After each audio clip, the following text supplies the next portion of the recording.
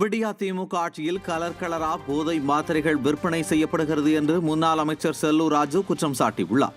மதுரை மாநகர் கழக தெற்கு தொகுதிக்குட்பட்ட அனுப்பானடி பகுதியில் புரட்சித் தலைவி அம்மாவின் 77வது பிறந்தநாள் விழாவையொட்டி ஏழை எளிய மக்களுக்கு நலத்திட்ட உதவிகள் வழங்கும் நிகழ்ச்சி நடைபெற்றது. இதில் முன்னாள் அமைச்சர்கள் செல்லூர் ராஜு, மணிகண்டன் ஆகியோர் கலந்து கொண்டு நலத்திட்ட உதவிகளை வழங்கினர். அப்போது உரையாற்றிய செல்லூர் ராஜு, பெண்களை மதிக்கக்கூடிய கட்சி அதிமுக என்று பெருமிதம் தெரிவித்தார். மேலும் விடியா திமுக ஆட்சியில் கலர் போதை மாத்திரைகள் விற்பனை செய்யப்படுகிறது என்று அவர் குற்றம் சாட்டியுள்ளார். இந்நிகழ்ச்சியில் முன்னாள் சட்டமன்ற உறுப்பினர்கள் சரவணன், அண்ணாதுரை, மாநில இளைஞர் இளம்பெண்கள் பாசறை இணைச் செயலாளர் இஷிகா, மாவட்ட நிர்வாகிகள் MS பாண்டியன், வில்லாபுரம் ராஜாகுமார், VPR செல்வகுமார், பறவை ராஜா மற்றும் கழக நிர்வாகிகள், தொண்டர்கள் ஏராளமானோர் கலந்து கொண்டனர்.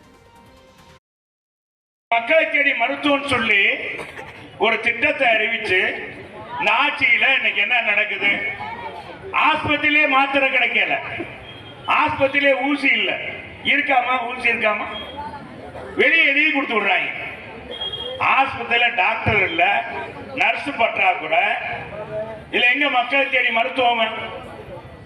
இந்த ஆட்சி வந்ததுல இருந்து மக்களுக்கு இன்னைக்கு நம்ம பார்க்காத போதை.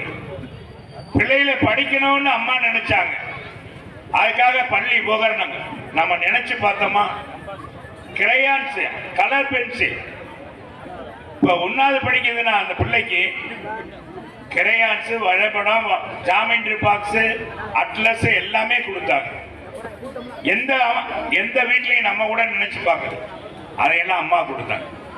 கலர் யூனிஃபார்ம் கொடுத்தாங்க. இந்த ஆட்சியில என்னாச்சும் செஞ்சிருக்காங்களா? கலராக இன்னைக்கு விதவிதமான போதைப் பொருள் கொடுக்கிறாங்க.